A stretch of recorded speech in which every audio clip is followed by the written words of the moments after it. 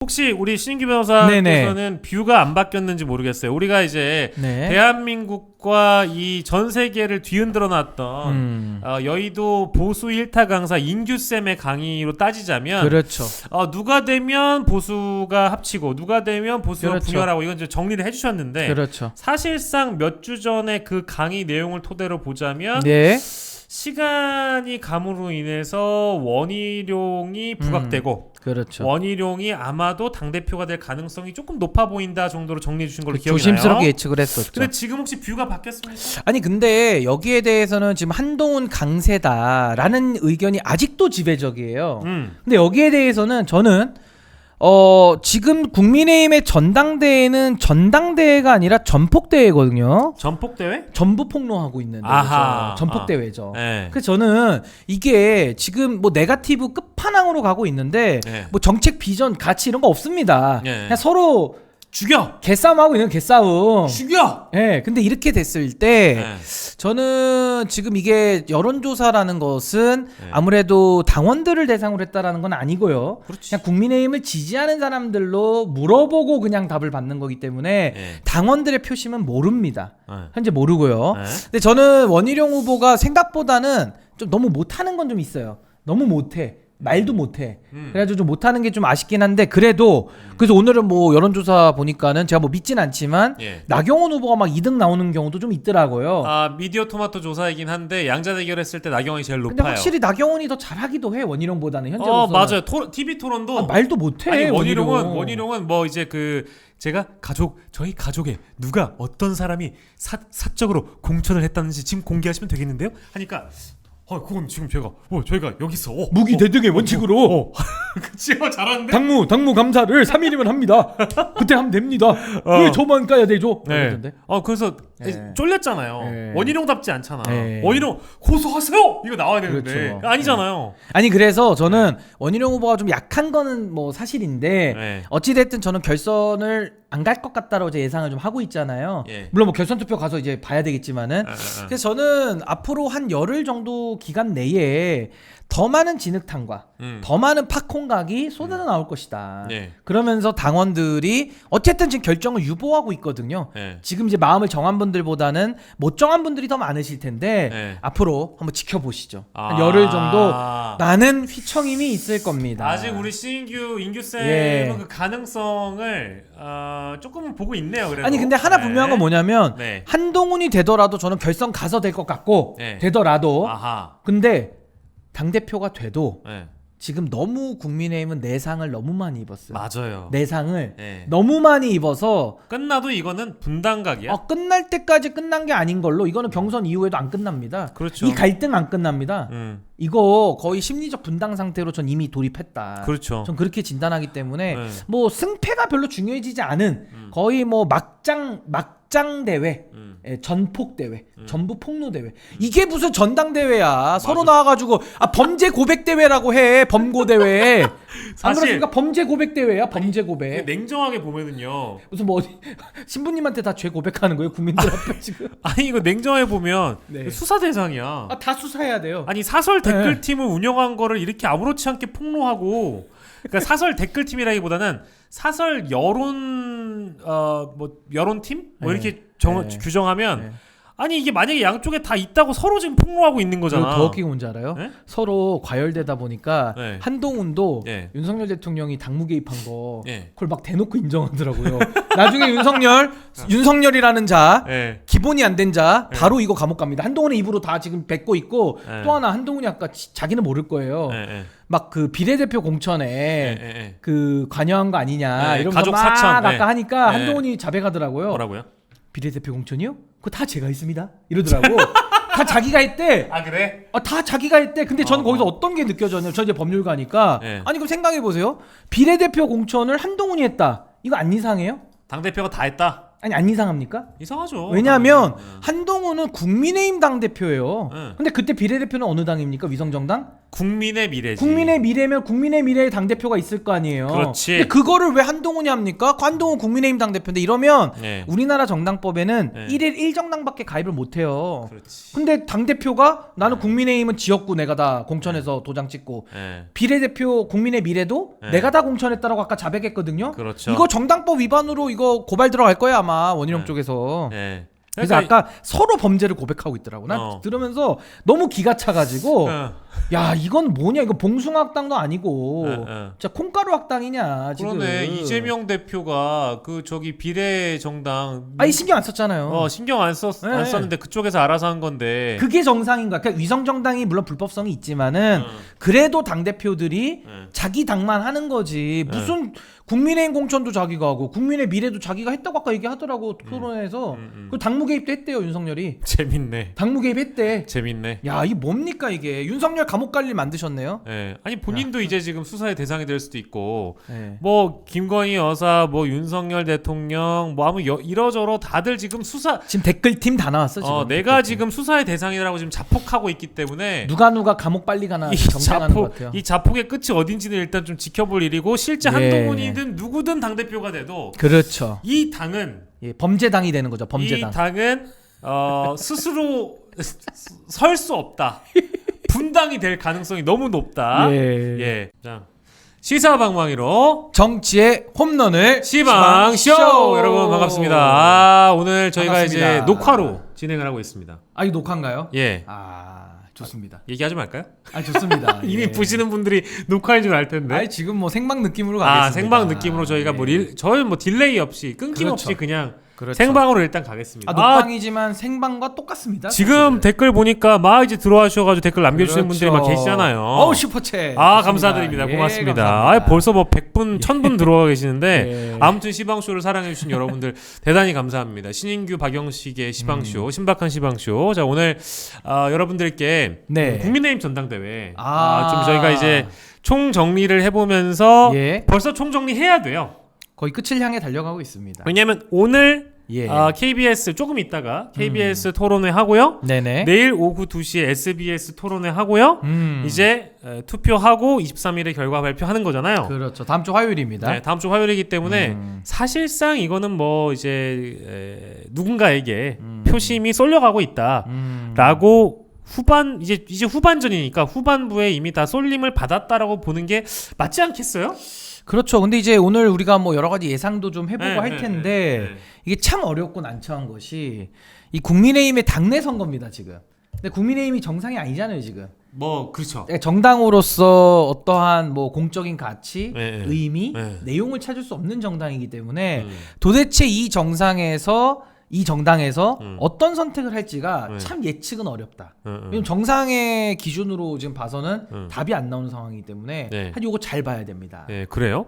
근데 저희가 우리 인규쌤 강의부터 시작해가지고 그렇죠. 오늘에 이르기까지 우리 신인규 변호사께서는 아직까지 전망을 바꾸지 않았습니까? 저는 우선은 제 전망은 일관됩니다. 일관돼요? 어대하는 흔들리게 되어 있다. 그래요? 흔들리게 되어 있다. 요거 지금 대한민국에서 극소수설이죠. 극소수설입니다. 요즘 뭐 대충 그 통설이 어떤가요? 통설은 어차피 대표는 한동훈이고 한동훈이 결선까지 가지도 않고 그냥 바로 한 57%나 60%를 상회하는 선에서 그냥 과반 달성한다. 이제 요런 여론들이 많이 있더라고요. 어떻습니까? 아니 근데 이게 저는 그 지난번 전당대회 때도 저는 그러니까 지난번에도 제가 좀 예측은 틀렸었어요. 지난번에 결선 간다 그랬구나. 그때도. 그러니까 왜냐하면 이게 사실 50%를 넘는다라는 게 쉬운 일은 아니거든요. 그렇죠. 그것도 이제 다자구도 속에서. 그럼요. 그래서 저도 뭐 일단은 뭐 까보기 전까지 알 수는 없지만은 일단 결선 가냐 안 가냐를 놓고 본다면은 전 이번에도 저는 그냥 결선을 가지 않을까는 싶어요. 그러니까 진짜요? 지금 매스컴이나 언론에 나오는 내용들은 아무래도 한동훈 후보가 주목을 많이 받고 있잖아요. 그렇죠. 그러니까 이제 한동훈에 대한 언급량이 많다 보니까 뭐 여론조사도 좀 많이 나온다 이렇게 얘기는 하고 있어요. 저도 그건 인정합니다. 인정. 분위기는 있어. 그건 인정하는데 이제 당원들의 시각에서 봤을 때 어쨌든 윤석열 대통령 임기가 많이 남았단 말이에요. 그렇죠. 근데 많이 남았는데 한동훈이라는 사람이 원래는 윤석열 대통령의 검사 후배. 눈에 넣어도 안 아플 내 새끼였는데 그렇죠. 지금은 눈에 넣어도 안 아플 내 새끼가 아니라 진짜 이 새끼가 돼버렸어요. 그렇죠. 그 앞에 수식어들이 다 빠집니다. 눈에 원래는 내 눈에 넣어도 안 아플 내 새끼인데 지금은 그냥 이 새끼로 가버렸어요. 다 네. 수식어가 빠집니다. 그렇죠. 다 앞에 빼고. 그러면서 뭐 문자 논란이 뭐 누구에게 유리하냐 마냐 뭐 이런 논란은 많았지만 어쨌든 그냥 우리는 결과만 보고 보는 거예요. 네. 윤석열 한동훈 네. 좀 사이가 많이 네. 나빠졌다. 네. 그죠? 네. 그렇다 그러면은 그 당원들 입장에서는 네. 윤석열 대통령과 차별화를 통해서 성공하는 방법을 취할 것이냐 예. 아니면 예. 윤석열과 그래도 임기가 오래 남았기 때문에 네. 보조를 맞춰가면서 네. 뭔가 안정적인 국정 운영으로 가는 걸 원할 것이냐 네. 이거 둘 중에 하나 선택하면 됩니다. 그렇겠죠, 당연히. 근데 전 당원들이 아직까지는 대통령의 임기가 많이 남았기 때문에 좀 안정을 희구할 가능성이 높다. 변화보다는. 전통적인 당원들마저도 다 대통령하고 싸우면 이거 미래가 없다고 보잖아요 지금. 임기가 많이 남았기 때문에. 그러니까 차별화 전략을 써서 성공하기에는 대통령의 임기가 너무 많이 남아 있다. 그러니까 바꿔 말할게요. 아직도 해먹을 게 많이 있다. 아직도 해먹을 게 많이 있다. 해먹고 싶다. 뭐 그런 생각들.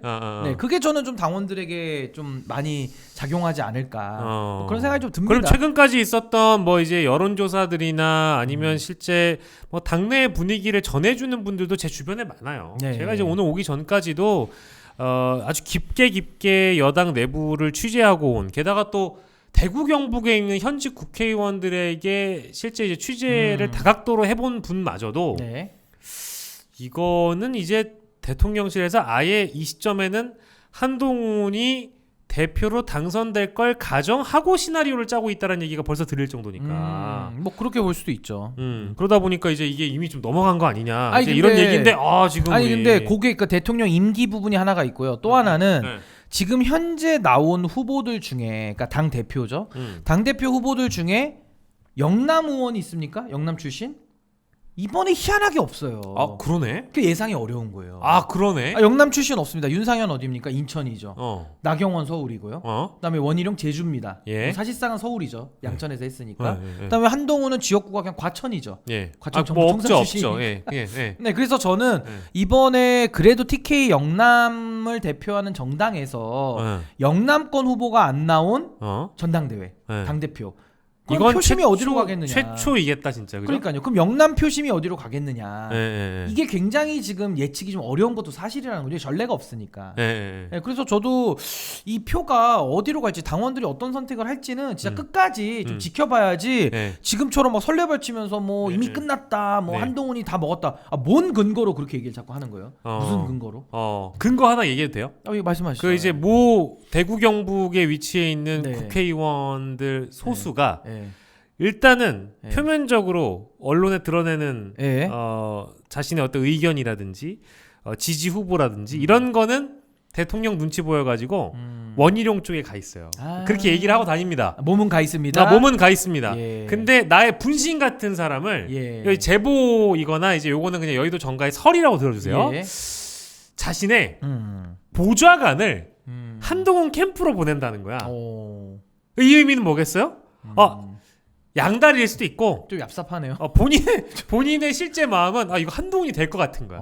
대구 경북에 있는 일부 의원들마저도 그런 행보를 보이고 있다면 이거 전통적인 지역이 흔들리고 있다라는 취재를 기반으로 그런 주장을 하시는 것 같더라고. 이건 어떻게 보십니까? 아니 그러니까 뭐 그런 의원들에 대해서 저도 얘기는 좀 듣고 있는데 일단은 제가 보는 핵심은 그거예요. 대통령의 임기가 일단 생각보다 아직은 많이 남아 있다. 그러니까 바로 대통령을 버릴 단계는 아니다라는 게 첫 번째. 그리고 두 번째는 이번에 TK 쪽, 영남 쪽 후보가 없어요. 없기 때문에 이 영남 표심이 어디로 갈지가 아직 예상이 안 된다. 그러니까 자꾸 어대한 이런 얘기 하지 말라는 거예요. 알겠습니다. 아직 알 수 없습니다.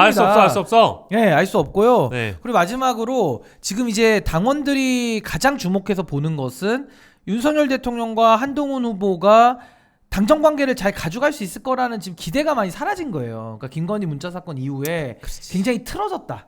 굉장히 틀어졌다라는 게 지배적이기 때문에 그럼 당원들 입장에서 야 이것도 당정 갈등이 계속 심화되고 노정화되면 이거 진짜 다 죽는다라는 생각이 조금은 당원들의 마음을 좀 움직이지 않을까. 어차피 당대표는 한 명 뽑는 거니까 한 표밖에 없습니다. 근데 저는 좀 이거는 어대안이라고 지금 결론을 내리기에는 너무 성급하다.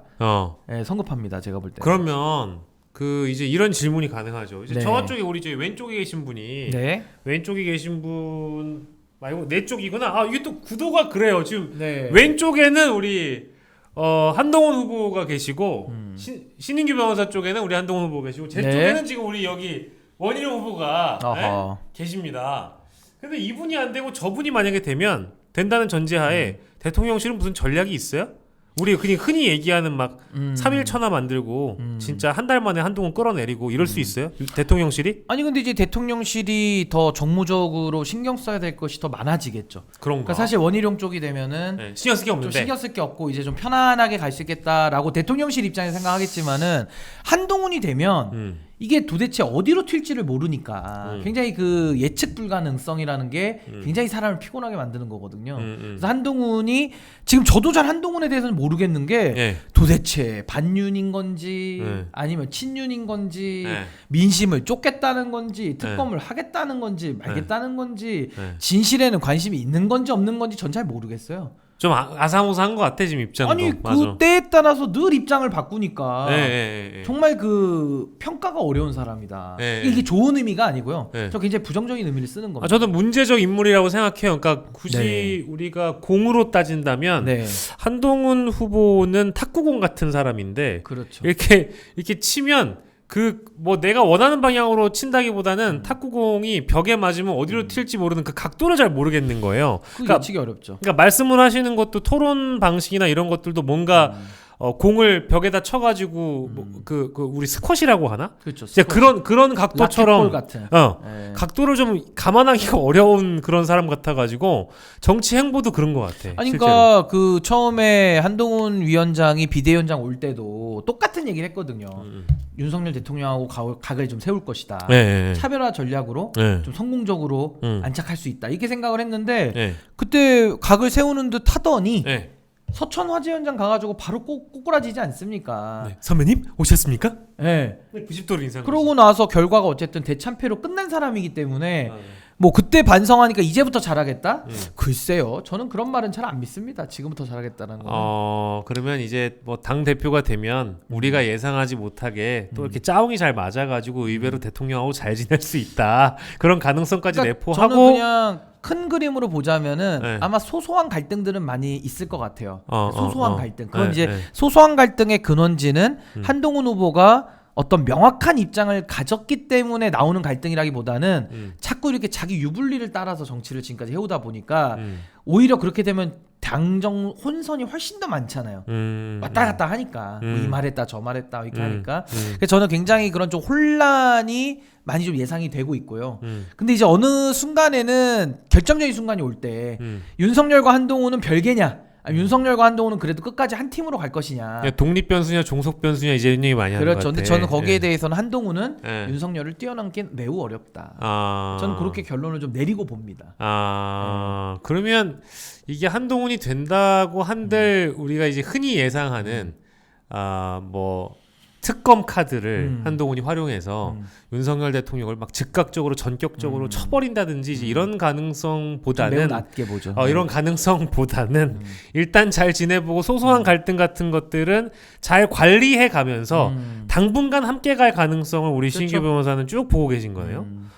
근데 최근에 불거진 갈등을 보면은 이거는 사실 봉합되기가 어려운 갈등들이 너무 많은데 전당대회는 사실 이거 뭐 거의 분단각 내일 안 볼 사람들처럼 싸우는데 이게 후보들 사이에서도 봉합이 안 되지만 이게 대통령과 한동훈 사이에도 봉합이 안 될 가능성, 김건희 여사와 한동훈이 봉합이 안 될 가능성이 너무 높지 않아요? 아니 그러니까 이제 표면적으로 드러난 우리는 이제 갈등만을 보기 때문에 이게 뭐 과연 봉합이 될 것이냐 이런 생각을 할 수는 있는데 저는 윤석열과 한동훈이라는 이 특수관계 이 특수관계는 한평생을 같이 해온 사람들이거든요. 네. 근데 그 한평생을 좋은 일만 했겠습니까? 안 좋은 일도 했겠지. 나쁜 일도 공유했겠지. 서로의 약점도 잘 알겠지. 다 알죠. 캐비넷이 서로 있어요. 그렇겠죠. 그래서 서로 안 여는 걸로 암묵적으로 합의를 할 수밖에 없다.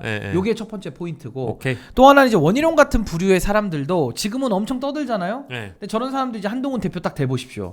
바로 태세 전환할 가능성이 높습니다. 언제 그랬냐는 듯이. 대표님 우리 잘 지냈잖아요. 막 이러고. 저는 그래서 이게 보수가 상당히 대세 추종적인 경향이 좀 크기 때문에 한동훈이 되면은 실질적으로 이제 미래 권력이 바로 전면에 등장하는 거거든요. 그러면 이제 미래 권력이 등장하는 순간부터 이제 여당은 좀 시끄러워지기 시작하는 거예요. 어쩔 수가 없는 원래 그런 권력의 거죠. 생리입니다. 근데 이제 과거처럼 뭐 대선 주자라도 여러 명이 경쟁을 하는 구도라면은 조금 이제 그러니까 정부에 특히 대통령실의 부담이 좀 덜한데 지금은 한동훈 완샷 아닙니까? 그럼 권력이 다 미래 권력에 쏠리게 돼 있는 거예요. 그렇죠. 그러면서 어쩔 수 없는 갈등들은 좀 상수로 이미 예견되어는 있다. 근데 그 갈등이 한동훈이 윤석열을 치면서 마치 민심을 쫓아가고 어마어마한 정치적인 변화를 할 것이냐 그런 건 아니라는 거죠. 결국은 하나다. 결국은 하나다. 결국은 하나다. 그러면 저는 검사 집단을 신뢰하지 않습니다. 그러면 오케이. 그러면 이제 그런 입장이시니까 우리가 전제를 그렇게 두고 한동훈이 당대표가 된다면 이라는 가정으로 우리가 쭉쭉 설명했으니까 자 그러면 일단은 자 우리 퍼센테이지 자 여기 4명 있습니다. 4명 퍼센테이지 4명 있잖아. 4명 그럼 저기 오른쪽부터 쭉쭉 이제 우리 숫자 맞추기 합시다. 숫자 맞추기 저는 한동훈은 한 45% 정도 봅니다. 4, 5 정도. 진짜 전 4, 5 정도. 과반 못 넣는다. 4, 5 정도. 이게 이제 단일화하지 않는다는 전제하에 하는 겁니다. 그리고 나경원 후보냐 원희룡 후보냐 지금 요게 이제 관건 아니겠어요? 15, 15 뭐 이렇게 될 수도 있을 것 같은데. 관건인데 전 나경원 후보가 최근에 좀 치고 올라왔다. 20? 그렇게 봐서 나경원 한 25 정도 봅니다. 너무 많이 보는 거 아니에요? 나경원 25. 그러면 지난 전당대회 때 25를 얻었던 사람이 안철수였나요? 아마 그랬을 것 같은데. 그때가 안철수 후보가 20 몇이었어? 24 정도 얻었어요. 그러면은 지난 전당대회 때 안철수만큼 나경원이 좀 치고 올라와서 한 25. 치고 올라온다. 원래 나경원 전 15에서 20 봤거든요. 요즘 조금 폼이 좋아. 폼 괜찮아? 조금 좋아. 25까지 올라가. 45, 25. 45, 25. 70이야. 그럼 원희룡 얼마야? 원희룡 18? 원래는 30 이상 얻어야 정상인데 28로 갑니다. 28. 28? 28. 아슬아슬한 2등 봅니다, 저는. 잠깐만. 45, 25. 28? 28. 그럼 여기는 뭐예요? 뭐 나머지겠죠, 뭐. 2%야? 진짜요? 뭐 별로 지지하는 사람 많이 없을 거예요, 제가 볼 때는. 어떡해. 뭐 여기 뭐 센 후보들 다 있는데 뭐. 그래도 한 자릿수다 정도. 그렇죠, 한 자릿수 언저리. 근데 어쨌든 여기서 포인트는 뭐 제가 뭐 도사가 아니기 때문에 뭐 숫자까지 맞추고 하는 거야 뭐 다 우연의 일치인 거고. 어쨌든 결선으로 가느냐 안 가느냐라는 이 큰 흐름 속에서는 저는 그래도 당원들이 한동훈한테 다 올인을 하는 그런 선택은 하기가 좀 어렵다. 지금으로서는 대통령이 아까 그 설명드린 대로 임기와 또 영남 후보 없는 뭐 이런 여러 가지 영남의 특수성을 지금 현재 고려해 볼 때는 한동훈한테 다 쏠리긴 어렵다. 언론에서 떠드는 것과는 좀 다른 결과. 그리고 우리 앵커님 잘 아시겠습니다만은 국민의힘이 합리와 상식으로 풀리는 정당이 아닙니다. 무시하지 마세요. 합리와 이성으로 보면 늘 틀려왔어요. 비상식을 깔고 봐야 평론이 맞습니다. 저는 그 국민의힘 당원 여러분들이 저 당원 출신이었어요 옛날에. 이번에 집단지성을 좀 발휘해서 그래도 국민들의 여론을 감안한 선택을 할 거라고 봤는데 그거를 내가 너무 띄엄띄엄 봤네요. 너무 띄엄띄엄 봤네. 그러면 근데 그리고 나경원 후보에 대해서는 아까 제가 25 얘기하니까 25. 많이 놀라시던데 나경원 후보는 원래 이준석 대표랑 붙을 때도 당심에서 이겼던 사람이에요. 어마어마하죠. 당에서는 아이유입니다. 아이유. 뉴진스 아이유. 맞아요. 그러니까 그런 인기도 때문에 기본으로 20은 깔고 가는 거예요. 근데 저는 이제 이번에 좀 잘했기 때문에 한 5% 정도 더 본 겁니다. 그리고 저도 주변에 이제 조금 전화 돌려보니까 당원들 중에서 제가 물어봐요. 누구 뽑고 싶냐? 그럼 다들 반응이 똑같습니다. 누구요? 제 주변 지인들, 당원들 물어보면은 뭐 그냥 전당대회 부끄럽게 그지없다. 진짜 나라가 망하게 생겼다. 이렇게 다 전제를 깔고 그럼 제가 추가 질문 들어갑니다. 그래도 누군가 뽑아야 되지 않느냐. 그래도 누굴 뽑겠느냐. 한 표를 넣어야 되는데. 이렇게 물어봅니다. 그러면 인규 미터에서는 결과가 어떻게 나타나느냐. 나경원인가요? 나경원이 압도적입니다. 제 주변은 그래요 지금 인규 미터로. 인규 미터 상으로는 제가 전화 그래도 꽤 표본 돌렸는데 나경원 꽤 지지율이 높습니다. 거의 절대 다수예요. 왜 그런지 아세요? 그나마 제일 정상적이래요 지금 볼 때. 그게 이제 그나마 TV 토론을 다 어느 정도 네. 감상하신 분들이 네. 그래도 좀 이제 보수에 가깝게 토론을 격식을 갖춰서 하는 사람이 네. 나경원, 윤상현 정도니까. 그러니까 진상은 아니니까. 두 분은 진상은 아니잖아요. 한동훈은 둘은 좀 진상이고. 한동훈은 좀 진상이. 한동훈 의자 들고 싸우는데 뭐. 한동훈 원희룡은 네. 좀 부끄럽고 참담하죠. 당원들이 그래서 인규 인규미터 주변은 이제 나경원을 제 주변이니까 이거는 뭐 이의 제기 안 하셔도 됩니다. 제 주변에서는 제가 전화 돌려서 여쭤보니까 나경원 후보를 찍겠다라는 분들이 저한테 이게 커밍아웃을 많이들 하시더라고요. 네. 근데 그 뭐 좀 미세한 차이긴 한데 그래도 원희룡이 나경원보다는 좀 더 나올 거고. 그래도 그러니까 원희룡이 너무 못했는데 사실은 제 마음 같아서 진짜 빵점 주고 싶어요 저는. 그렇지만 그래도 조직이 좀 밀고 있고 어느 정도는 그래도 인지도나 이런 면에서는 대선 주자도 지냈었고 뭐 갑작스럽게 출마했습니다만 그래도 윤심이 밀고 있다라는 나름의 자가 발전도 많이 했기 때문에 아니 나경원 마음에 안 들고 한동훈 마음에 안 들면 여기 찍을 수밖에 없는 거예요. 4명밖에 없는데. 그렇죠. 그래서 원희룡이 한 28% 정도는 얻으면서 결선으로는 가서 원한 원한하니까 좀 그런 무섭네요 단어가. 원한으로 가지 않을까. 나경원으로 갈 가능성은 거의 없다. 그러니까 나경원 후보는 나름 선전하면서 떨어질 것 같아요. 나름 선전하면서. 그러니까 졌지만 잘 싸웠다. 그렇게 하면서 3등으로 아니 근데 할 것 같습니다. 이건 저는 사실 동의하지 않는 시각이거든요. 이번 전당대회에서 단일화 얘기를 자꾸 방송에서 많이 하시는데 전 단일화 가능성이 현 시점으로도 없고요. 앞으로도 없을 가능성이 단일화를 왜 합니까? 지금? 매우 높다고 보죠. 왜냐하면 단일화를 했다가 결국엔 또 한동훈한테 지면 개망신이거든요. 그래서 단일화를 미처 엄두도 내지 못한다라는 이런 의견들도 많이 있고 저는 사실 그 시각에 동의하기 때문에 뭐 모든 시사 프로그램에서 이 나경원 원희룡의 어떤 단일화 이거 얘기하는 게 좀 시간 낭비 같아요. 단일화 안 해요. 그죠? 안 하는 걸 굳이 얘기할 필요는 없죠. 그리고 결선 투표가 있기 때문에 단일화를 할 현실적 필요도 없다. 그리고 아까 우리 형님 말씀하신 대로 단일화를 했을 때 결과가 나쁘면 그때 올 쪽팔림 이런 것들을 고렸을 때는 단일화는 할 이유가 없다 라는 생각이 들고 그리고 저도 이렇게 내부적으로 좀 첩보를 들어보니까 뭐 원희룡 후보 쪽 지지하던 뭐 의원들이나 여러 사람들이 뭐 실망해서 좀 떠나가고 있더라. 뭐 분위기가 그런 얘기가 좀 있더라고요. 뭐 분위기가 좀 침체돼 있다더라. 이탈 조짐. 뭐 일부 있겠죠. 일부 있을 거라고 저 생각은 드는데 워낙 후보가 엉망이니까 엉망이죠. 근데 이제 나 이 정도일 줄 몰랐어. 많이 엉망이에요. 많이 엉망이고. 나 이 정도일 줄 몰라서 실망했어. 실망 많이 했죠. 희룡이 형 실망했어. 근데 어쨌든 저는 당원들이 그래도 집단지성이 나름의 그 비합리와 비이성이지만 그래도 나름의 집단적 의사표시는 나오는 거거든요. 나름의 컨센서스는. 그렇기 때문에 제가 볼 때는 한동훈한테 1차에서 다 몰아주면서 모든 걸 다 베팅을 하기에는 그거는 당원들이 쉬운 선택은 아니다. 대통령 임기 때문에 아직도 해먹을 게 많다. 해먹고 싶다. 나는 아직 배고프다. 역시 그 우리 인규 쌤은 그 기회주의와 욕망의 관점을 절대 버리지 않네요. 절대적으로 걸러봅니다. 저는. 저는 이 당에 뭐 변화 이런 얘기하지 마세요. 뭐 시작된 변화? 한동훈이 변화라는 게 저는요 솔직히 국민의힘 당원분들 이거 보시면은 그냥 한번 생각해 보세요. 아니 한동훈이라는 검사를 데려다가 비대위원장을 시켜서 총선을 말아먹었거든요. 근데 말아먹었는데 그 사람을 또 과반 이상으로 찍어줘서 당대표를 만들면 그게 정상입니까? 그냥 이거는 그냥 상식적으로 직관적으로 아니 그러니까 한동훈이 만약에 뭐 총선도 안 치렀고 그냥 법무장관 끝내고 구원투수로 왔다고 쳐요. 그래서 전당대회를 나갔어. 그럼 긁지 않았으니까 복권이니까 뭐 배팅이라도 할 수 있다고 저는 봐요. 근데 비대위원장 하면서 이미 실력 다 보여줬고 그죠? 자신의 뭐 속살 빼고 다 봤잖아 우리가. 뭐 이미 다 봤죠. 다 보여줬잖아요. 근데 거기에 대해서 또 한 번 이 배팅을 한다? 전 이거 굉장히 도박이라고 봅니다. 도박이죠.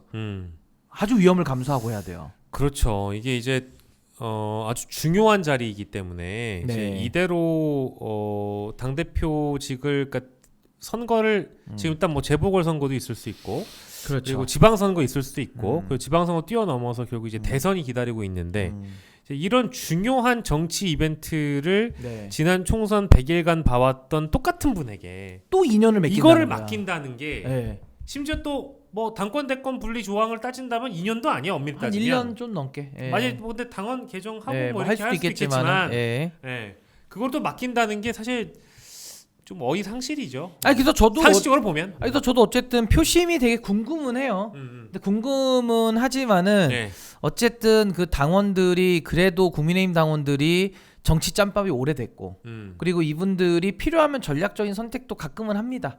그래서 이준석 그때 당시에도 바람이 불었을 때 물론 그때는 이제 민심이 당심을 견인했던 선거였지만은 그래도 이 당에서 안 일어날 것 같은 일들이 가끔씩 일어나거든요. 그러니까 그것이 뭐 나름대로 제가 이 당에 대해서는 상당히 좀 부정적인 평가를 하고는 있습니다만은 그래도 그 내부에서 만들어지는 컨센서스는 그게 만만하진 않을 것이다. 지금 이렇게 언론에서 조망하는 것처럼 뭐 이 사람들은 속도 배알도 없는 것처럼 그냥 한동훈 뭐 인기 투표 하듯이 그런 건 아니에요. 제가 볼 때는 이 당원들이 생각 많이 합니다. 제가 볼 때는 그게 집단 지성의 힘이고요. 제가 볼 때는 물론 그 지성을 쓸 데는 없죠. 사실 네 왜냐면 당 자체가 좀 문제가 많으니까. 근데 이 전당대회 국면에서 벌어졌던 아마 이제 이번 주 주말 지나서 투표 결과가 나올 때까지 정점을 찍고 이 그동안 있었던 전당대회 국면에서 있었던 모든 그 갈등이 한 번에 해소될 수는 없잖아요. 왜냐하면 오래 가죠. 그 앙심이라는 게 이 갈등을 겪으면서 각 후보들이 느꼈던 이 앙심이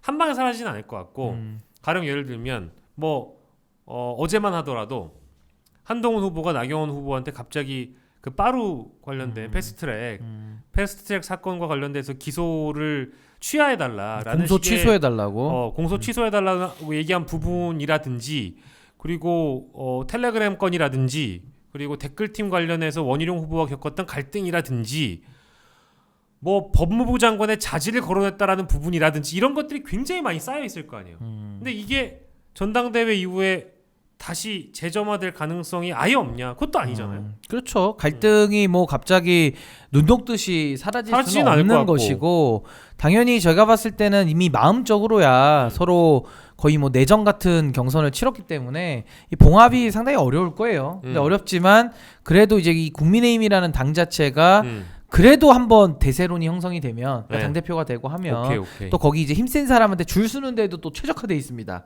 그래가지고 저렇게 하다가도 또 아무 일도 없었다는 듯이 뭐 김건희도 아무 일도 없었다는 듯이 활동 잘하지 않습니까? 뭐 그렇죠. 뭐 거의 김건희가라고 볼 수 있죠. 그래요? 이 선생님이 우리 원 선생님이 뭐 그렇게 봅니다. 그럼 미안한데 장예찬 같은 사람은 어떻게 되는 거예요? 근데 장예찬은 뭐 지금 이 전당대회 관중이다가 거의 뭐 훌리건처럼 난동으로 들어온 거 아닙니까 사실은. 아니 뭔가 굉장히 핵심적인 타격을 날리려고 하다가 이렇게 결론이 만약에 대부분의 사람들이 예상한 대로 실제 나버리면 완전히 새되는 거 아니에요? 근데 이제 장예찬 같은 경우는 이제 사실상 윤심에다가 올베팅을 했기 때문에 윤석열 대통령이 걷어주지 않는 한은 더 이상 정치할 기회는 없다. 걷어줘요? 걷어줄까요? 걷어주는 부분도 사실은 좋아서 걷어준다라기보다는 대통령실도 사실 쓸만한 사람이 없잖아요 지금. 사람이 없으니까 뭐 울며 겨자 먹기로 쓰지 않겠나. 그러니까 좋아서 쓴다기보다는 울며 겨자 먹기 정도로. 그러니까 겨자죠 겨자. 장겨자. 울면서 그냥 겨자를 먹어야 되는. 충성을 다했기 때문에 어쨌든 한 자리 정도는 줄 수 있는 가능성은 뭐 열어두고. 그렇죠. 올 사람도 없고 사실은 뭐 그런 난감한 상황이죠. 그러면 우리 지금 신변이 꼽기에는 이번 전당대회 국면에서 아까 제가 언급했던 여러 갈등, 쟁점들 있잖아요. 이거는 끝끝내 이 국민의힘의 발목을 잡을 것이다라고 생각하는 크리티컬한 쟁점이 있어요? 이거는 끝까지 간다. 이거는 한동훈 만약에 대선 나간다고 하면 대선까지도 갈 수 있다. 뭐 이제 이런 뭐 이제 이슈들이 있을 거 아니에요. 혐의라고 해야 되나? 뭐 아무튼 뭐 이런 뭐 의혹 제기라고 해야 되나? 제기된 의혹 중에는 이건 아마 끝까지 갈 것 같다 싶은 거 있습니까? 뭐 가장 대표적인 게 대통령의 당무 개입을 다 인정을 해버렸기 때문에 그 당무 개입에 대해서는 이제 윤석열 대통령한테 하나의 그 공소거리를 하나 던져주게 된 것이고 한동훈 개인으로 본다라면은 이번에 뭐 여러 가지 논란이 많았습니다만은 가장 그래도 저는 오래 가는 것은 댓글팀. 논란이죠. 요거는 빼박이에요. 요거는 끝까지 갑니까? 그러니까 이걸로 저는 뭐 한동훈 후보가 뭐 형사처벌 받는다라고 제가 단언하고 싶지는 않고 수사가 필요한 사안이다. 드루킹은 이걸 가지고 징역 3년에 정치자금법 위반까지 해가지고 징역 4년, 거기다 집행유예 6개월도 따로 받았거든요. 거기다가 이제 김경수 지사는 2년 살았어요, 실형을. 지금도 피선거권이 박탈돼 있습니다. 아주 중범죄고. 뭐 요즘에 뭐 이제 사면 복권 얘기 나오긴 복권 얘기 나오긴 합니다만. 그렇죠. 그리고 윤석열 대통령이 과거에 국정원 댓글 사건 수사할 때 뭐라고 했습니까? 중대한 범죄 혐의라고 민주주의의 적이라고 얘기했거든요. 그렇죠. 그럼 지금 요 댓글은 민주주의의 적이잖아요. 적. 예. 민주주의 적. 그렇다 그러면은 사실 이 문제는 이미 야당들이 물기도 했고, 저는 대선 때까지는 상당히 한동훈을 좀 괴롭게 만들 것이다. 그렇게 예상을 좀 해봅니다. 이미 사실은 뭐 이제 장예찬 같은 경우에는 뭐 이미 언론을 상대로 뭐 자기 고백하듯이 다 얘기를 해버린 상황이기 때문에. 그렇죠. 이거는 뭐 검찰이 얼마든지 수사에 들어갈 수 있다면 들어갈 수 있는 대목인데 뭐 이제 전당대회 끝나면 움직일 일이 없으니까 그럴 검찰이라는 가능성이 데가 어차피 뭐 한동훈도 검찰 라인이고 뭐 윤석열 대통령도 검찰 캐비넷이 있다면은 또 한동훈도 캐비넷 같이 갖고 있으니까 서로 뭐 물고 물리는 관계 아니겠습니까? 그래서 이거는 이제 아무래도 특검을 통해서 아마 규명하는 수밖에 없을 것이다. 어떤 특검이요? 한동훈 특검이요? 댓글에 대해서도 한동훈 특검 어려울 것 같은데 그게 돼요? 아니 근데 이제 이거를 수사하려면 기존 검찰에서 하기가 어렵죠. 그렇죠. 사실은 수사를 안 하니까 수사 안 할 때는 뭐 특검 할 수밖에 없죠. 예외적이지만은. 그래서 이제 전반적으로 앞으로 향후 전국은 그냥 이렇게 설명드릴게요. 지금 정리 중간 정리 한마디로 정리. 지금 개원식도 못했거든요. 국회 개원식도 못했거든요. 문 열었죠. 그러니까 뭐 원구성이야 기적적으로 했습니다만은 아직도 개원식도 못했어요. 근데 이런 상황에서 우리 국회가 정상화 될 거다? 그 합리적이세요? 기대가 되세요?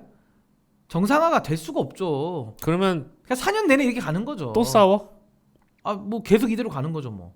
개원도 안 하고? 아니 뭐 개원은 안 했지만 어쨌든 국회가 굴러는 거 아니까 개원식을 안 하고. 그러니까 이게 국민적 불행이지만은 이 양극단의 대립 정치와 지금 이 국민의힘 안에서의 이런 여러 가지 그 권력 암투들 정치가 없네. 이거는 이제 끝나지 않는 거예요. 계속 이제 보통 이제 총선 때 한번 매듭을 짓고 한번 이렇게 변화의 시간으로서 선거에서 패배한 쪽은 변화를 통해 가지고 요때 정비하는 거거든요. 근데 지금 국민의힘은 아무 반성도 안 했고 오히려 선거 패배의 주 책임자라고 하는 한동훈을 데려다가 이제는 선출직 권력까지 주겠다는 거예요. 그전엔 임명직이었다면은 그거 할 말 다 했죠. 시험에서 떨어지고 시험에서 낮은 점수를 받아도 깨닫지를 못한다면은 더 이상 이건 방법이 없다. 깨닫게 해줄 방법이 없다. 이대로 가는 겁니다. 국민이 불행하죠. 앞으로 엄청 피곤해지겠네요. 지금 막 그림이 일단 그려지는데 그냥 총선을 다시 치르는 느낌이 될 것 같다라는 생각이 들고 국회 내부의 갈등은 말할 것도 없을 것 같고요. 여야 간의 갈등. 나아질 수 있는 기미가 있습니까? 단 하나라도? 없어. 아니 이재명 대표 거의 뭐 100% 이번에 또 100% 거의. 두관용 무시합니까? 무시하는 건 아닌데요. 뭐 나온 거는 뭐 잘하셨는데 아니, 결과적으로 이재명 대표가 될 가능성이 매우 높고 여기도 지금 쭉 보지만은 사실 뭐 이분한테 기회가 좀 있었지만은 워낙 못해서 낙제가 됐고 낙제죠. 근데 여기 이제 된다는 건데 이거 뭐 그럼 이제 한동훈 이재명 한동훈 라인업인데 뭐 대화가 되겠습니까?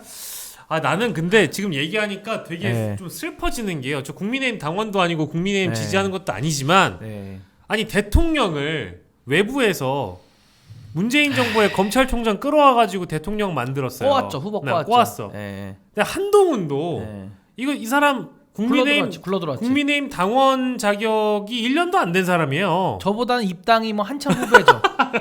그지? 저보다는 입당 한참 후배죠. 제가 2019년 입당이니까 한참 후배죠. 근데 이 사람에게 이제는 아까 말씀드린 대로 임명직은 그냥 임명하는 거니까 비대위원장은.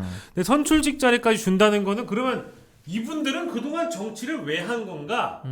이런 생각도 드네. 근데 그것도 맞는 말이에요. 그러니까 틀린 말은 아니에요. 근데 이제 저는 변화가 필요한 당은 맞아요. 이 셋이 다 그동안 헛살한 건 맞는데 그 변화가 한동훈이냐? 이것도 그렇지. 동의가 안 된다는 겁니다. 그러니까 답이 없는 거예요. 답이. No answer 파티죠. 답이 없는 정당. 그럼 국민의힘은 진짜 재건 한번 다 무너졌다가 다시 세우지 않는 한은 이게 힘들 텐데 지금 CPR을 또 해주러 왔잖아. 어쨌든 왔는데 이제 한계가 있죠. 그래서 저는 이제 개인적으로 이제 리모델링이나 이게 뭐 그 뭐 벽지 바르는 거 정도 가지고는 안 되는 거고 예. 아예 그냥 싹 다 밀어서 재개발을 해야 된다. 다 건물 다 부신 다음에 다시 세워야 돼. 골조부터 다시 만들어야 된다는 거잖아요. 톱하기부터 다시.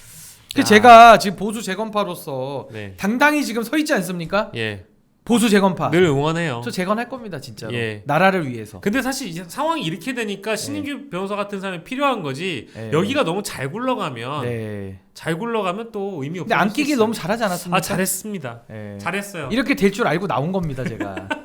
왜냐면 이렇게 될 수밖에 없어요 당 자체가. 그러니까 이런 거예요. 그 지하 그 팝콘 빌딩 거기 굉장히 지하 깊이 파 있습니다. 지하 한 4층쯤 가면은 많이 내려온 것 같은데 이런 생각이 들어요. 더 내려가. 와 지하 6층까지 내려갑니다. 거기 갈 때마다 이렇게까지 밑에가 있구나. 내려가도 지하실이에요 계속. 지상이 없어요 여기는 지금 지상이. 근데 전 이게 국민의힘도 좀 들으셔야 되는 게 자업자득인 게 생각해 보십시오. 검찰 권력과 기존 구태 정치 충돌이거든요. 그럼 반대로 말하면 검찰 권력과 기존 구태 권력의 연합이었던 거예요. 연합이 풀어지면서 갈등으로 나타나고 있는 겁니다. 그럼 왜 연합했죠? 이 검찰과 기존 구태 정치 세력들이 대통령 해먹으려고 권력 해먹으려고 손을 잡은 거예요. 근데 지금은 이제 윤석열을 통해서 해먹을 게 이제 끝나가다 보니까 검찰과 기존 구태 권력들의 구태 정치인들의 이익 결합이 이제 풀어지는 단계인 거죠. 근데 이걸 어떻게 막습니까? 이걸 어떻게 막아요? 이걸 뭐 본인들이 자초한 일이죠. 그렇죠. 자 그리고 이게 우리 어제 토론회 장면에서 인상적인데 너무 당연한 얘기기도 해 사실은. 김건희 여사 냈다 다 사과하라 그러고 검찰 조사도 받으라고 하더라고. 근데 이거는 용산에서 알면은 또 경무하실 분이 계시잖아요. 역정 내실 분이 계시잖아요. 아니 근데 국민의힘에 있는 요분마저 검찰 조사 받아야 된다. 김건희 여사 사과해야 된다.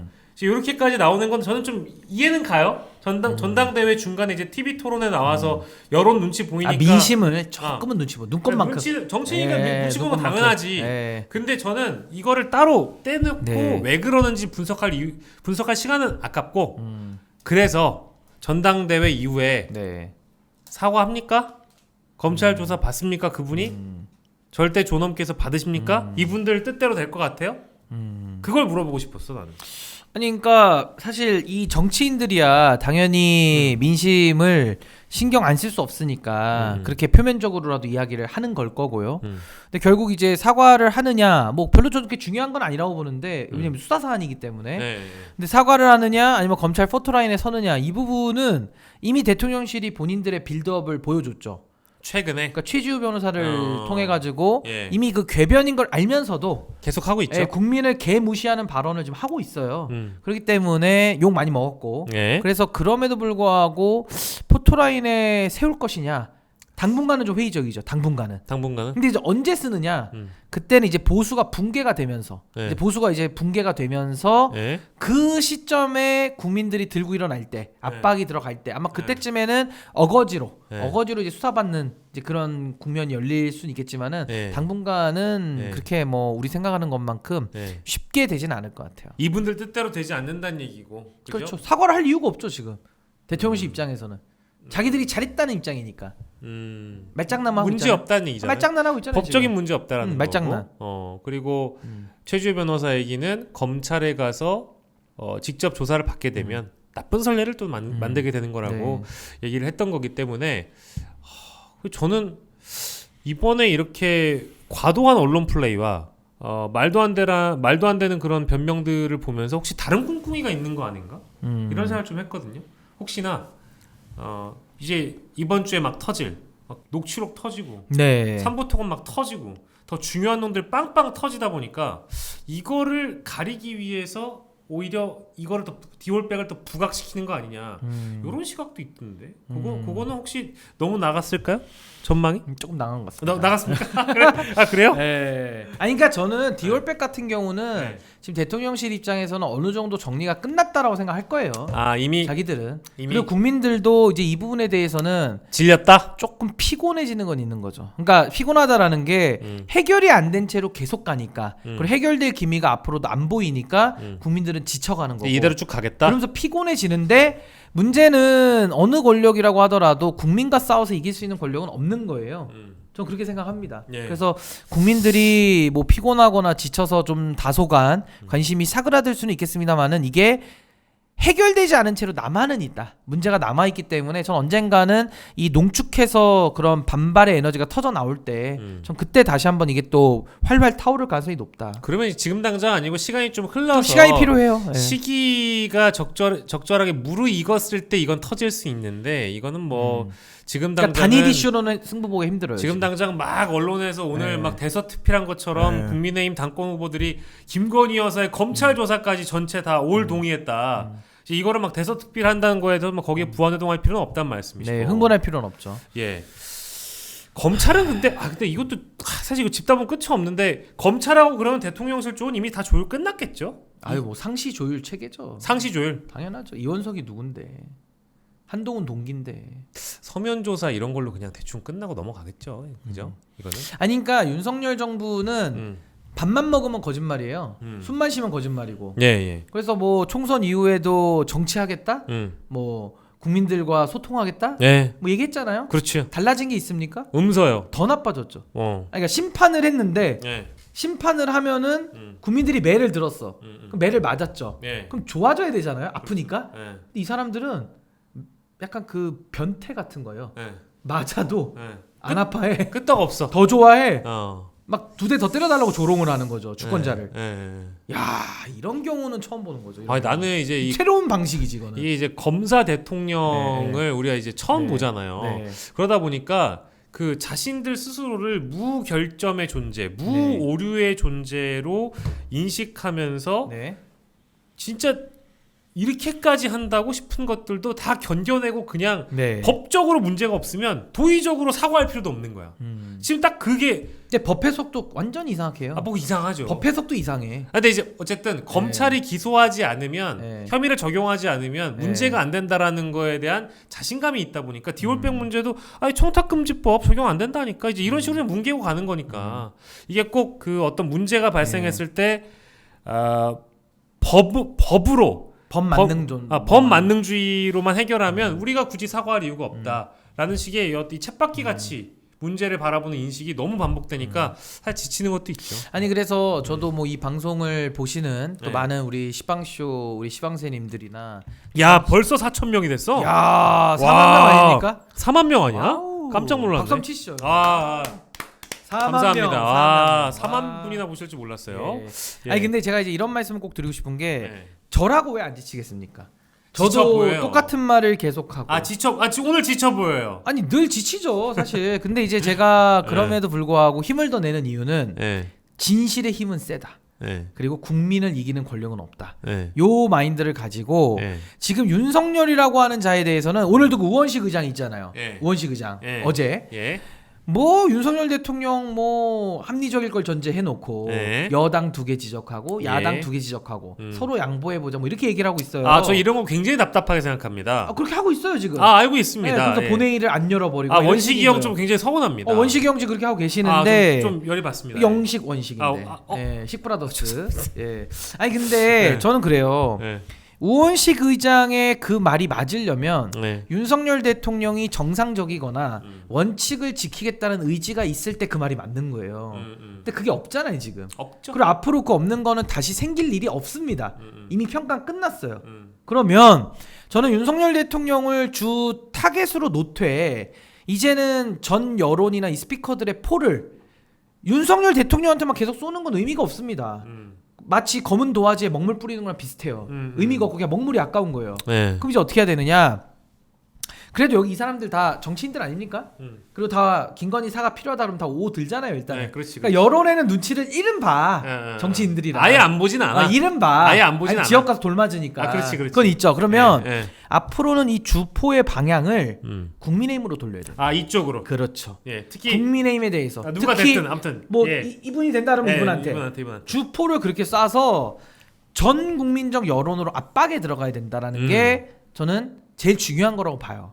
그렇게 들어가면 정치인들 어쨌든 압박을 느끼면서 고민을 많이 하거든요. 그러면서 이 사람들이 각자의 판단이 모여져서 뭔가 이 균열이 생기고 뭔가 그 안에서 새로운 에너지가 좀 튀어나올 수가 있다. 그래서 저는 윤석열 대통령한테 계속 0점 조절해서 싸우는 건요, 행정부와 입법부가 평행선을 달리면 답이 없는 거예요. 답이 없어요. 아, 맞는 말씀이에요. 네. 결국에는 국민의힘이라는 이 지지 기반, 비합리적인 대통령을 잘한다라고 얘기하는 비합리적 집단, 여기를 먼저 깨야 된다. 전 그 생각이 듭니다. 그래서 저는 민주당이 조금 더 정신을 차리고 국민의힘과 경쟁하는 상대는 민주당이거든요. 그러니까 민주당이 비교적인 압도적인 우위를 보여줘야 돼요. 실력으로.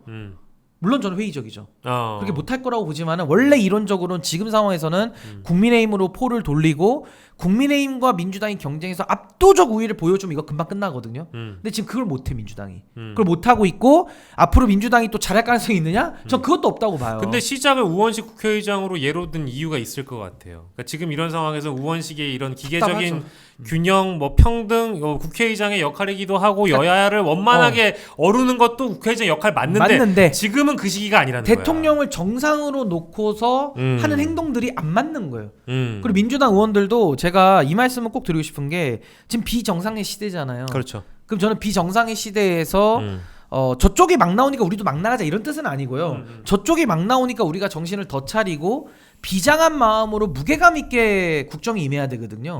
근데 저는 지금 민주당 의원들한테 국민들이 지금 희망을 걸 수밖에 없는 상황인데 현실적으로. 그렇죠. 현실적으로 그렇잖아요. 그럼요. 근데 이 비정상 권력과 싸우기 위해서 목숨 건 민주당 의원 있어요?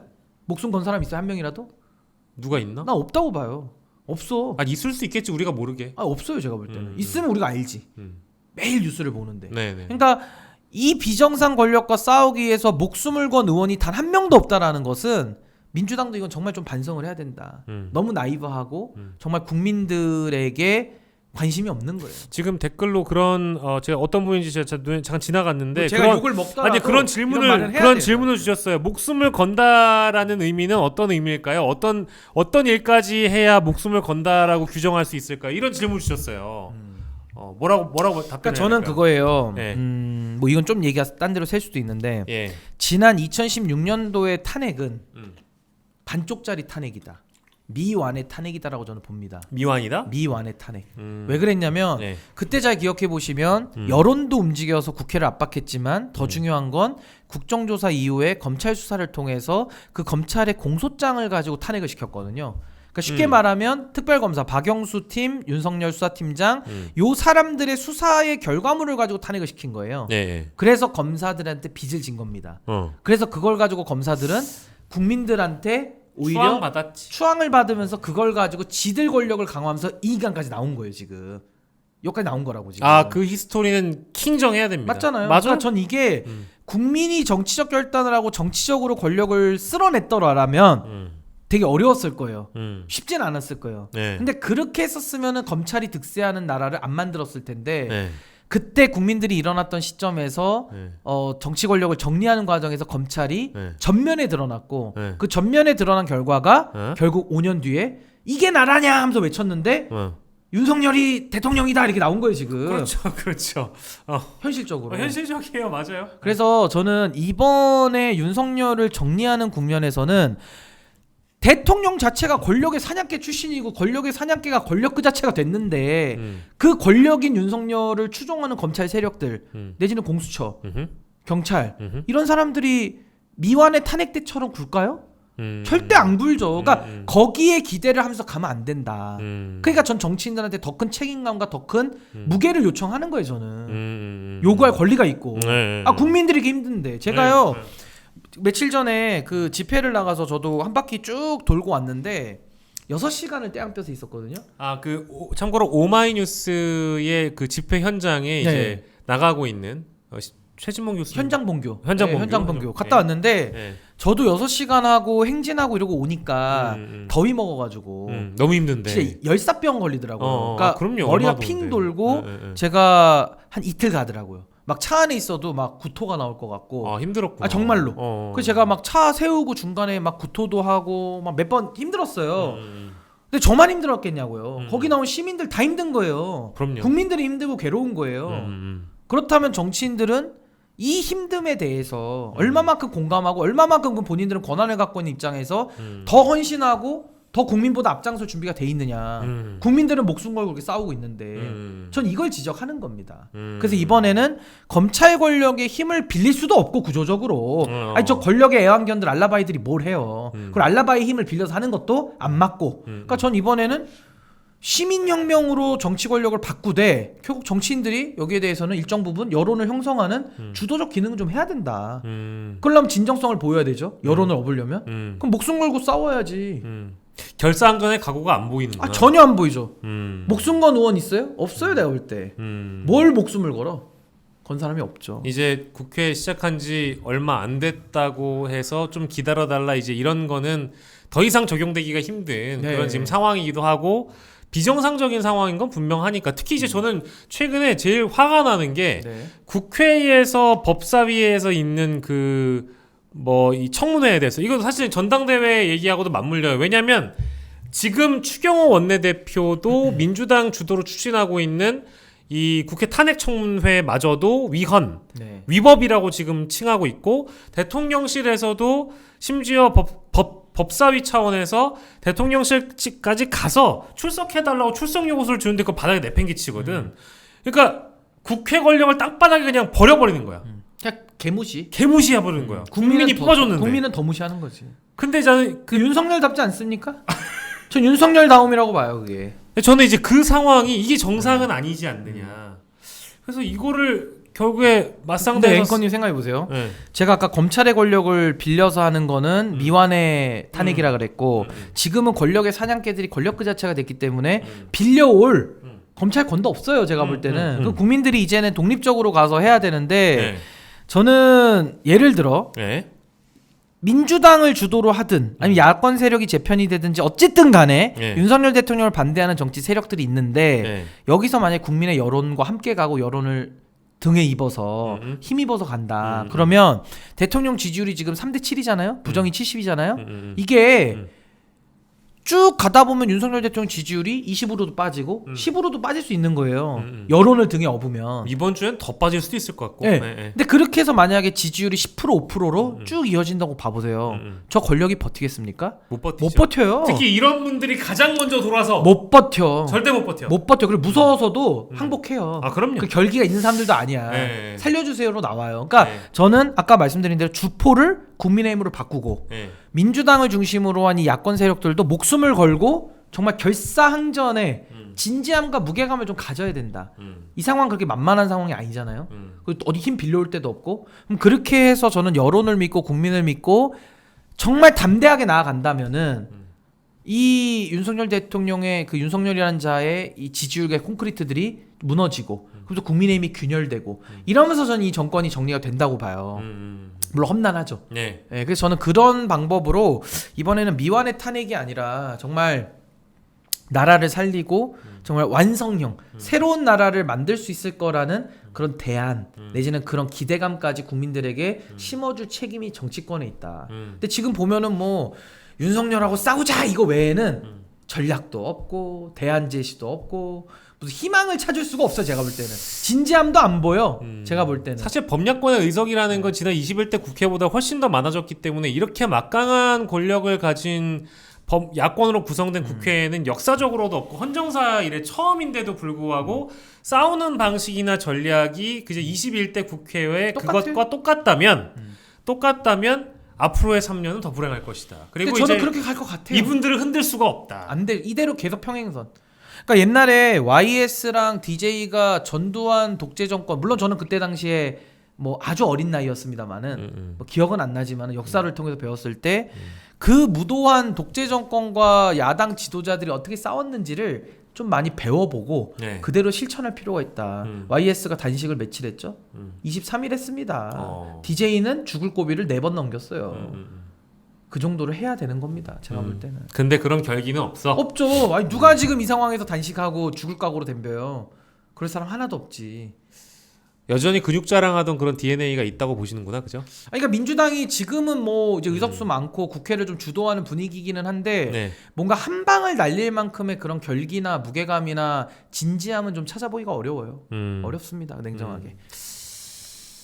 그래서 그 결정타를 날리기 위한 작업 중에 하나로 특검도 하는 것이고 네. 특검 요구도 하는 것이고 국회가 할 수 있는 모든 권한을 동원해 가지고 싸우기 위해서 청문회까지도 하는 건데 네. 이것만으로 부족하다면 그럼 실질적으로는 아까 말씀해 주신 그 우리 국민들의 어떤 힘을 믿고 신뢰한 상황에서 더 잘 싸울 줄 알아야 된다. 싸우는 방법을 찾아야 된다. 전략의 부재를 복원해야 된다. 찾아내야 된다. 답을 찾아내야지 지금. 이제 그거를 말씀을 해주신 건데 지금 아마 봐주신 여러분들께서도 부동의하시는 분이 만약에 계신다면 질문을 남겨주시면 저희가 다음 시간에 답을 다 드려요. 다음 시간에 네. 답을 또 드리기로 하고. 그럼 제가 하나만 더 말씀드릴게요. 네네네. 윤석열 정권이 아까 비정상성이라 그랬고 그건 다 동의하잖아요. 그럼요. 정말 이런 정권은 다시는 나와서도 안 되는 처음일 거예요. 최악의 태어나서. 네, 그러면 지금 이 예외를 상대하기 위해서 민주당도 상대가 예외니까 우리도 예외적인 수법을 쓰겠다 자꾸 이렇게 나와요. 뭐 여러 가지 있지만 그러니까 예를 들면 이거죠. 민주당에 대해서도 더 당이 혁신돼야 된다. 당이 바뀌어야 된다. 당이 갈 길이 멀다라고 많은 여론이 질타를 하고 있는데 민주당은 거기에 응답한 게 하나도 없거든요. 제가 볼 때는 하나도 없어요. 아직까지. 근데 많은 지지자분들은 이재명 대표 중심으로 똘똘 뭉치면 이긴다라는 생각이 매우 지배적이에요. 제가 볼 때는. 근데 다 좋은데 그럼 그렇게 갔을 때 저쪽이 예외로 하고 막장으로 나오고 비정상으로 나오니까 우리도 예외적인 상황을 국민들이 납득해주고 허용해줄 거야라고 생각을 한단 말이에요. 네, 이게 네. 바로 적대적 공생관계 속에서의 메커니즘이거든요. 근데 그렇게 가서는 이 평행선을 깰 수가 없다는 게 제 주장이에요. 그럼 어떻게 해야 되느냐? 저쪽이 예외고 비정상으로 나오잖아요. 용감하게 젠틀하게라는 말을 우리 옛날에 부장님이 저한테 많이 해주셨어요. 용기를 가지고 젠틀하고 담대하게 민주당이 저는 원칙의 길을 한번 좀 가봤으면 좋겠어요. 원칙의 길. 뭐가 원칙인지를 좀 저는 잘 생각해보고 예외적인 상황이니까 예외로 맞상대하겠다라는 논리를 자꾸 유지하는 한 저 사람 못하니까 우리도 더 못해도 양해해줄 거야라는 생각이 깔리는 거거든요. 그러니까 저는 정말 민주당이 국민적인 더 큰 사랑을 받고 더 큰 지지를 받는다 그러면은 이 상황이 빨리 끝날 수 있거든요. 그래서 제가 민주당원은 아니지만 민주당이 정권을 갖는 한이 있더라도 전 그런 길이 빨리 되길 바라는 거예요. 이 비정상을 종식시키려니까. 그래서 저는 민주당은 국민의힘이나 윤석열이 예외인 거 전 인정해요.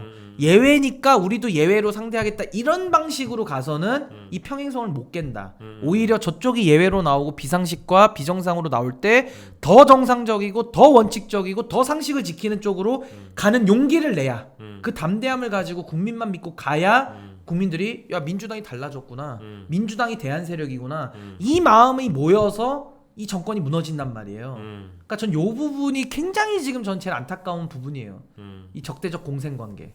이거 어떻게 깨질 것이냐. 어떤 사례들을 얘기하는지 저는 지금 머릿속에 좀 몇 가지 떠오르긴 했는데 왜냐하면 저희 시방쇼 보시면 간간히 저희가 비판했던 사례들이 몇 가지가 있습니다. 민주당이 이제... 미워서 그런 게 아니고요. 그게 아니고요. 진짜로. 정말 괴로워서 그렇습니다. 제가 6시간을 걸으면서 열사병까지 겪으면서 저만 괴로운 게 아니라 그날 다 같이 걸었다니까요. 국민들이. 그 국민들이 안 괴로우시겠어요? 다 똑같이 더웠는데. 심지어 그 자리에는 2년 동안 집회에 나오신 분들도 대다수일 거예요. 안진걸 소장님 같은 분도 얼마나 힘드시겠어요. 난 그 생각도 들더라고. 얼마나 힘들까 이게. 한번 나가보시면 이게 힘든 일이에요 사실. 그래서 참고로 이거는 이제 제가 그 집회를 여러분들이 이제 오해하실까봐 그 집회를 응원하는 마음에서 제가 말씀을 좀 드리자면 그 집회에 나오신 분들 중에 이제 몇 분 제가 아시는 분들이 한번 이제 똑같은 날짜에 똑같이 모여가지고 한번 이제 맥주 먹는 자리에서 그런 얘기를 하신 적이 있어요. 언제까지 이렇게 나올지는 모르겠는데 끝날 때까지 나오긴 나올 건데 진짜 의리해가지고 내가 이렇게까지 해봐도 안 된다 하더라도 난 계속 나올 건데 중요한 건 최대한 좀 그 기간을 좀 단축시켜줬으면 좋겠다. 정치권에서 그쵸. 이 거리의 정치가 좀 짧아졌으면 좋겠고 이게 첫 번째고 두 번째로는 제일 무서운 게 지금 이쪽 바닥이라는 거예요. 자기들 인정을 하더라고. 이게 왜냐하면 지금 민주 세력이 있고 진보 세력이 있고 개혁 세력이 있고 정권을 바꾸고 싶어하는 세력들보다도 더 개혁적으로 저 사람이 만약에 이미지를 가지고 이미지 정치를 승리해버리면 윤석열 대통령의 맞상대가 민주당이나 뭐 개혁신당이나 범야권이 아니라 한동훈이 되어버려서 나중에 정권 재창출이 되면 또 어떡하냐. 최악이죠. 그게 노태우 모델이죠. 아, 그 노태우 모델을 최악이죠, 실제 최악. 언급을 하셨어요. 집회에 나가신 분들마저도 우리는 입장이 늘 유지되겠지만 중도 부당층에서 혹시나 또 실제 선거는 표싸움이니까 그 이미지 정치에 능한 사람들이 이 설계를 통해서 다음 선거에서 또 해먹으면 어떡하지? 우리가 그래서 몇 주 전에 했던 우리 인규쌤 강의에서 오세훈 시장을 얘기했던 이유가 바로 그 얘기 아니겠어요? 지금 몸 풀고 있잖아요. 그러니까요. 오 시장이 움직인다. 그러니까 이 사람으로 끝나지 않을 이미지 정치로 정권 재창출이 또 한 번 이루어진다고 하면 그 아까 거리에서 열심히 같이 싸웠던 분들은 어떻게 되는 건가? 그렇죠. 이제 그 우려를 하시더라고요, 실제로. 그러니까 촛불 집회로 박근혜 정권을 무너뜨렸지만 문재인 정권을 탄생시키면서 그 시민들은 완전히 다 배제됐거든요. 그래서 화가 많이 나서 정권을 갈아엎은 거예요. 그랬는데 이제 대안이 없다 보니까 이제 윤석열이라는 자가 나오게 된 거고 뭐 거기에는 뭐 보수정당 책임이 워낙 크죠. 거의 뭐 전적으로 책임이 있죠. 그래서 뭐 이준석 대표도 당시에 책임이 있는 거고 뭐 국민의힘의 기회주의 이 분들도 다 책임이 있고 저도 책임이 있어요. 저도. 그러니까 그 책임을 저도 지금 다하는 유일한 방법은 지금의 이 비정상성을 원상으로 원칙으로 되돌리는 일이다. 근데 이제 거기에 대해서 제가 민주당에 대해 가지고는 이런 비판을 감수하고 제가 이 얘기를 하는 이유는 제 진정성을 담아서 얘기하는 거고 비정상을 갖다가 비정상으로 못 이긴다니까요. 비정상을 이기기 위해선 더 정상적이어야 돼요. 그리고 예외를 이기기 위해선 더 원칙적이어야 돼. 그게 노무현 정신 아니에요? 아니, 노무현 대통령이 그때는 꼼수가 없었습니까? 그때 기회주의 더 많았어요. 그때 진영 정치 더 심했어요. 이런 얘기하면은 더 두드려 맞았다고 그때 당시에. 근데 노무현 대통령 원칙만을 위해서 걸어갔던 길이 민주당의 정신이라고 저는 생각해요. DJ도 말할 것도 없고 DJ도 사실은. 예. 근데 이게 지금 어디로 갔느냐? 지금 원칙 없는 세상에서 원칙을 찾으려니까 제가 어느 당도 못 가고 여기에 광야에 서서 원칙을 외치고 있는 거예요, 제가. 예, 철저한 이제 중도의 입장에서 상황을 조망했다고 봐주시면 좋을 것 같고, 아니 이제 이분들 얘기를 하다 보니까 나라 걱정돼가지고 지금 신인규 변호사가 열변을 토했죠, 제가. 열변을 토했습니다. 진짜 혈변 쌀 뻔했. 죄송합니다. 진짜 혈변이 나온 것 같아요 지금. 혈변이 나온 것 같습니다. 제가 볼 때는 쉽지 않아요. 그래서 지금 막 이제 KBS TV 토론으로 가셔가지고 돼, 이제. 이분들의 토론 방송을 보실 분들이 계실 것 같아서 저희가 오늘은 이 정도만 하려고 하는데요. 아무튼 이제 이 어떤 충언이라고 나라를 위한 충이라고 받아들여 주셨으면 좋겠다. 정말 애국심으로 말씀드린 겁니다. 그리고 사실 시방쇼는 또 열린 공간이기 때문에 의견이 다르다고 하셔도 지금 이제 저희가 지금 댓글 다 보고 있고요.